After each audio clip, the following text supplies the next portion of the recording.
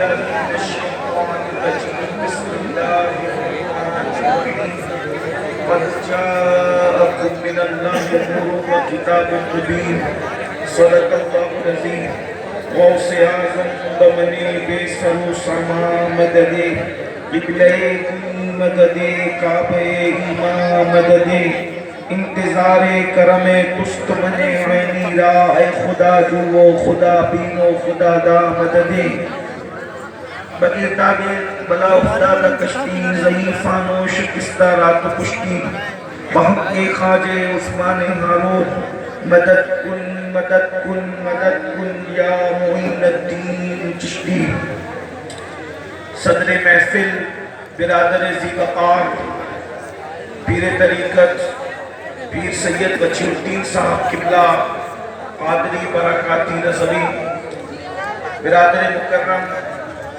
حضرت علامہ مفتی شاہ نواز صاحب قبلہ ظہری برادر عزیز حضرت سید افضل صاحب قبلہ ظہری وجودہ عرش مقام سادات کرام حاضرین محفل پردہ نشین ماں اور بہنوں السلام علیکم ورحمۃ اللہ وبرکاتہ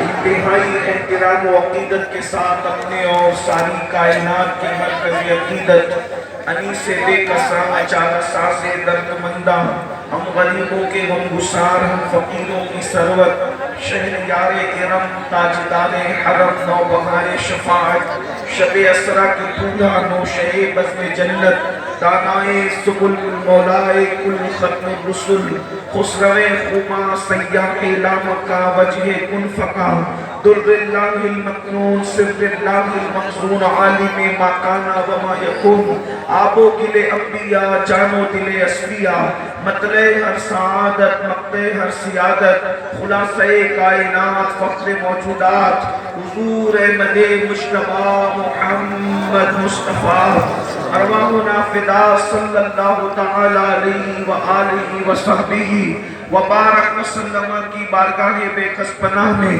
جس طریقے سے پڑھاؤں بلند آواز سے میرے ساتھ مل کر پڑھیں الصلاة والسلام علیکہ یا رسول اللہ بلند آواز سے پڑھیں الصلاة والسلام علیکہ یا نبی اللہ الصلاة والسلام علیکہ یا حبیب اللہ وعلى آلك وأصحابك يا نور الله صلى الله تعالى عليك وسلم عرش کی عقل تنگ ہے چرخ میں آسمان ہے عرش کی عقل تنگ ہے چرخ میں آسمان ہے جانے مراد اب کدھر ہائے تیرا مکان ہے عرش پہ تازہ چھیڑ چھاڑ فرش پہ طرفہ دھوم دھام عرش پہ تازہ چھیڑ چھاڑ فرش پہ طرفہ دھوم دھام یا رسول اللہ کان جدھر لگائیے تیری ہی داستان ہے کان جدھر لگائیے تیری ہی داستان ہے وہ جو نہ تھے تو کچھ نہ تھا وہ جو نہ ہو تو کچھ نہ ہو وہ جو نہ تھے تو کچھ نہ تھا وہ جو نہ ہو تو کچھ نہ ہو جان ہے وہ جہان کی جان ہے تو جہان ہے جان ہے وہ جہان کی جان ہے تو جہان ہے اور بس میں ثنائے زلف میں میری عروس فکر کو بس میں ثنائے زلف میں میری عروس فکر کو ساری بہار حشت خلد چھوٹا سا عطردان ہے ساری بہار حشت خلد چھوٹا سا عطردان ہے اور پیش نظر وہ نوبہار سجدے کو دل ہے بے قرار پیش نظر وہ نوبہار سجدے کو دل ہے بے قرار اور روکیے سر کو روکیے ہاں یہی امتحان ہے روکیے سر کو روکیے ہاں یہی امتحان ہے اور گود میں عالم شباب حال شباب کچھ نہ پوچھ گود میں عالم شباب حال شباب کچھ نہ پوچھ گود میں عالم شباب حال شباب کچھ نہ پوچھ گلبن باغ نور کی اور ہی کچھ اٹھان ہے گلبن باغ نور کی اور ہی کچھ اٹھان ہے اور خوف نہ رکھ رضا ذرا تو ہے عبد مصطفیٰ خوف نہ رکھ رضا ذرا تو ہے عبد مصطفیٰ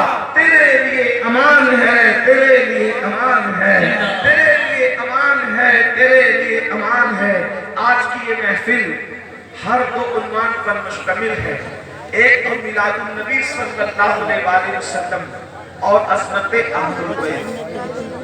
بظاہر لوگوں کو یوں لگتا ہے کہ یہ دونوں میں مناسبت کیا ہے, لیکن یہ دونوں میلاد مصطفیٰ بھی اور عظمت اہل البیت. اس کی وجہ یہ ہے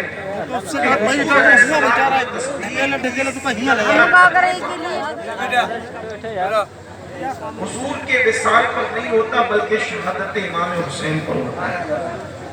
بارہ میری چونکہ وقت بھی زیادہ ہوا ہے اور گھنٹے بھر کا ٹائم ہے اور دونوں عنوان میں نے آپ کے سامنے پڑھنا ہے.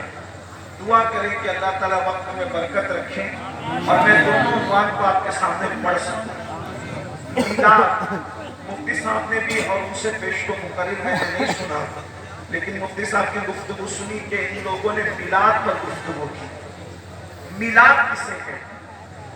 ایک بات میں آپ کو بتاؤں, کھیری اور گرد نواز سے آنے والوں, کائنات میں کسی کا میلاد پہلی بار تو منایا نہیں جاتا. میلاد کسی کا بیان منایا نہیں جاتا, مطلب بیان نہیں ہوتا, اور کسی کا میلاد بیان ہو بھی نہیں سکتا. میلاد کہتے ہیں پیدائش کے واقعات میلاد, مولود. آدمی جب پیدا ہوتا ہے تو پیدائش کے ذکر کو میلاد کہتے ہیں. توجہ آپ کی, اب دھیان دینا, میلاد کے فضائل پڑھے گئے, میلاد کے دلائل پڑھے گئے, لیکن میں آج آپ کے سامنے میلاد پڑھنا چاہتا ہوں. آپ کی اگر توجہ ہے تو میلاد پڑھنا چاہتا ہوں. اور میلاد کیا ہے؟ شیخ محقق شیخ عبداللہ محدث دہلوی فرماتے ہیں جہاں رسول اللہ کا میلاد پڑھا جائے سال بھر تک وہاں چوری نہیں ہو سکتی, مصیبت نہیں آ سکتی. پہلے کا زمانے میں جب طاعون اور دیگر وبائیں پھیلتی تھی تو لوگ ویکسین وغیرہ نہیں لیتے تھے. حالانکہ ویکسین لینا منع بھی میں نہیں کر رہے ہیں, لیکن ایک بات ان کی عقیدت یہ تھی کہ وہ لوگ رسول اللہ کی میلاد پڑھتے تھے اور میلاد کے صدقے میں وہ ذکر رسول کی برکت سے وبائیں ختم ہو جایا کرتی. میں آج میلاد پڑھنا چاہتا ہوں کھیری کے اندر, کیونکہ آپ نے عنوان ہمارے بھائی سید بدیع الدین صاحب پادری برکاتی نے مجھے حکم دیا کہ میں عظمت اہل البیت بھی پڑھوں اور حضور کی میلاد بھی پڑھوں. لیکن میلاد جو ہے ایسے نہیں پڑھی جا سکتی کہ آپ کیجئے 10ویں 20ویں کی محفل جیسے سنتے ہیں. اگر آپ ایسے سنو گے تو میلاد نہیں بیان ہو سکتی. میلاد سارے جشن سے بڑا جشن ہے سنیوں کے نزدیک, ساری محفل سے بڑی محفل ہے, سارے عنوانوں سے بڑا عنوان ہے. اس لیے کہ میلاد نہ ہوتا تو کوئی عنوان نہ ہوتا. سارے عنوان میلاد کے صدقے میں ہے. تو آپ نے فضائل میلاد سنے ہیں, ذکر میلاد کرنا چاہتا ہوں اور اس توجہ کے ساتھ کہ اپنے دلوں میں جو جائز مراد ہے وہ لے کر میلاد سنو. گارنٹی دی ہمارے بزرگوں نے کہ حضور کا میلاد اگر آپ جائز مراد جو مراد لے کے سنو گے انشاءاللہ حضور کے ذکر میلاد کے صدقے تمہاری مرادیں پوری ہوگی. میں میلاد پڑھنے لگا ہوں, لیکن اس سے پہلے تمہید کے طور پہ چند جملے تاکہ ہمارے جوانوں کو, بچوں کو, بہنوں کو سمجھ میں آئے. کسی کا میلاد بیان نہیں ہو سکتا. نمبر 1 اس کی وجہ یہ ہے کہ جب بچہ پیدا ہوتا ہے تو وہ شان والا نہیں ہوتا, بعد میں وہ شان والا ہوتا ہے. تو آخر پیدائش کا واقعہ یاد کون رکھے, جمع کون رکھے؟ مثال کے طور پہ مولانا تو بنے چاہے وہ 14 سال 15 سال 16 سال 18 سال کی عمر میں, پیر بنے 24 سال 25 سال کی عمر میں. پھر یہ بات کون بیان کرے گا اور کون یاد رکھے گا؟ اور پھر ایک بات مولانا بنے بھیا بعد میں, لیکن جب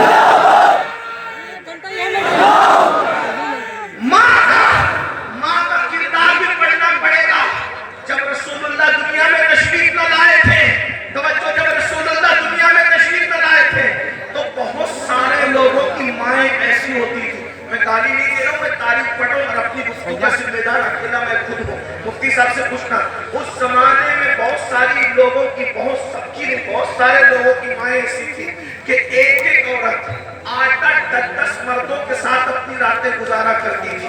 اس دور میں ننگے ہو کر لوگ کعبے کا طواف کرتے تھے. جس زمانے میں لوگ اپنی ماؤں کے ساتھ بھی زنا کر لیتے تھے, جانوروں کے ساتھ بھی زنا کر لیتے تھے, اس زمانے میں میرے نبی کی امی کو صرف 15 سال کی عمر میں پورا مکہ طیبہ اور طاہرہ کے لقب سے پکارا کرتا.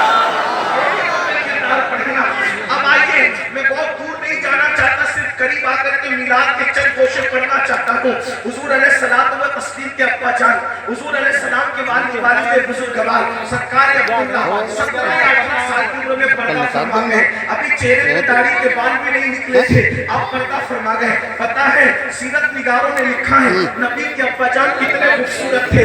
نبی پاک کی عظمت کا اندازہ کر لو, نبی کے ابا جان کتنے خوبصورت تھے, کتنے خوبصورت تھے, کتنے خوبصورت تھے. سیرت نگاروں نے لکھا ہے جب نبی کے ابا جان مکے کی گلیوں سے نکلتے تھے تو کنواری لڑکیاں ان کو دیکھ کر کبھی کبھی بے ہوش ہو جاتی تھی. اتنے خوبصورت تھے, تمنا کرتی تھی عبداللہ ہماری طرف متوجہ ہو جائے. لوگوں نے لکھا ہے کہ دور یوسفی واپس پلٹ آیا تھا. مصر میں دنیا نے یوسف کے دور میں جو نظارے دیکھے تھے, سرکار عبداللہ کے دور میں مکے نے وہ نظارے دیکھے. کوئی عورت تو یہاں تک کہنے لگی, توجہ, کوئی عورت تو یہاں تک کہنے لگی عبداللہ میرے ساتھ صرف ایک رات گزار لے, میں تجھے بدلے میں 100 اونٹ دوں گی, 100 اونٹ. تو سرکار عبداللہ نے کیا جواب دیا پتا ہے؟ ابھی قرآن نازل نہیں ہوا, ابھی بخاری مسلم کا تصور بھی نہیں ہے. بتاؤ اتنے گندے ماحول میں, جبکہ زنا فیشن ہے, جبکہ برائیاں سر چڑھ کر بول رہی ہے, اس وقت 100 اونٹ کا آفر ہے اور ساتھ میں زنا کا آفر ہے. سرکار عبداللہ کا جواب سنو, میرے نبی کے ابا جان کا جواب سنو. فرماتے ہیں مجھے زمین میں گڑ جانا تو گوارا ہے, لیکن کسی سے زنا کرنا گوارا نہیں ہے. 100 اونٹ کا آفر ٹھکرا دیا. اللہ اکبر, جوانی میں صرف 17 سال کی عمر میں مجھے زمین میں گڑ جانا گوارا ہے, زنا گوارا نہیں ہے. اس عورت نے فوراً پلٹی کھائی, کہا کہ میں بدکار عورت نہیں ہوں, ابھی تک کسی مرد نے مجھے ہاتھ نہیں لگایا, لیکن تیری پیشانی میں جو نور چمکتا ہے اس کی لالچ مجھے ہے. ٹھیک ہے, زنا نہیں کرتا, مجھ سے نکاح تو کر لے, نکاح کرنا تو حلال ہے, نکاح کر کے رات گزار لے.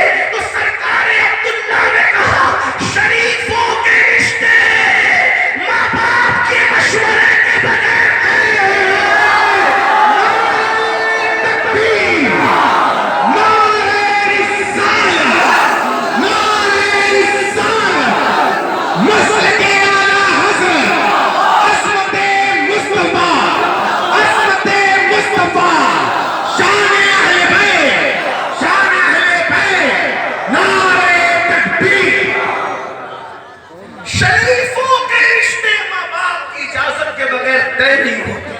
سرکار عبداللہ کا تاریخی جملہ, یہاں ایک جملہ اور یہ نبی کے ابا جان کہہ رہے ہیں کہ شریفوں کے رشتے ماں باپ کی اجازت کے بغیر طے نہیں ہوتے. آگے بڑھ کر کہوں گا, پھر سنی جوانوں, تم فیس بک پر کیسے رشتے طے کرتے ہو ماں باپ کو نہیں خبر, تم یوٹیوب پر بیٹھ کر کے کیسے رشتے طے کرتے ہو, ہنسنے کی بات نہیں ہے. تم اپنی مرضی سے کالجوں میں جا کر کے رشتے کیسے طے کر رہے ہو, تم باغوں میں جا کر کے رشتے طے کیسے کر رہے ہو. پتا چلا ماں باپ کو دھوکہ دے کے رشتے طے کرنے والوں, نبی کے ابا جان کے جملے کی روشنی میں تم شریف نہیں ہو سکتے. اگر نبی کے بابا جان سے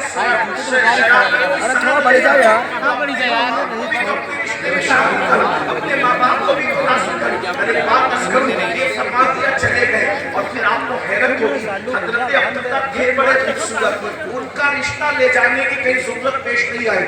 آپ کے یو پی میں کیا رسم رواج ہے مجھے نہیں پتا, لیکن ہمارے مہاراشٹر میں یہ رسم ہے کہ لڑکی والے پہلے لڑکے والوں کے گھر نہیں آتے, بلکہ لڑکے والے بات لے کر پہلے لڑکی والوں کے گھر جاتے ہیں. ہمارے یہاں ایسا ہے, آپ کے یہاں کیا ہے مجھے نہیں پتا, آپ کے یہاں کا رواج کیا ہے. ایسا ہی مفتی صاحب فرما رہے کہ لڑکے والے پہلے لڑکی والوں کے گھر آتے ہیں, اس کے بعد بات آگے جاتی ہے. مگر یہ نور مصطفیٰ کا معجزہ تھا کہ حضرت آمینہ کے گھر حضرت عبداللہ کے گھر والوں کو جانا نہیں پڑا, بلکہ حضرت آمینہ کے گھر والے خود رشتہ لے کر چل کر حضرت عبداللہ کے گھر پہنچے ہیں. اور اس کے پیچھے واقعہ بھی سن لو, بڑا خوبصورت سا واقعہ ہے. میلاد کی بات آئی تو بڑا خوبصورت سا واقعہ ہے. سرکار عبداللہ کو شکار کرنے کی عادت تھی, شکار کرنے کے لیے جنگل میں گئے تھے, شکار کرنے کے لیے جنگل میں گئے تھے. اور اتفاق سے حضرت وہاب حضور کے نائب अब्बा को भी शिकार करने की आदत थी, वो भी शिकार के लिए जंगल में गए थे। और आपको पता है वो जो आसमान में सितारे हैं जितने दिखते उतने नहीं है, बल्कि जितने दिखते उससे बहुत ज्यादा है। और बास सितारे ऐसे हैं जो नबी के अब्बा की पैदाइश पर सिर्फ चमकते हैं, बास सितारे ऐसे हैं जो नबी की अम्मी की पैदाइश पर सिर्फ चमकते हैं, बास सितारे ऐसे हैं जो नबी की पैदाइश पर चमकते हैं। यहूदियों ने अपनी आसमानी किताबों के जरिए से ये बात पता कर ली थी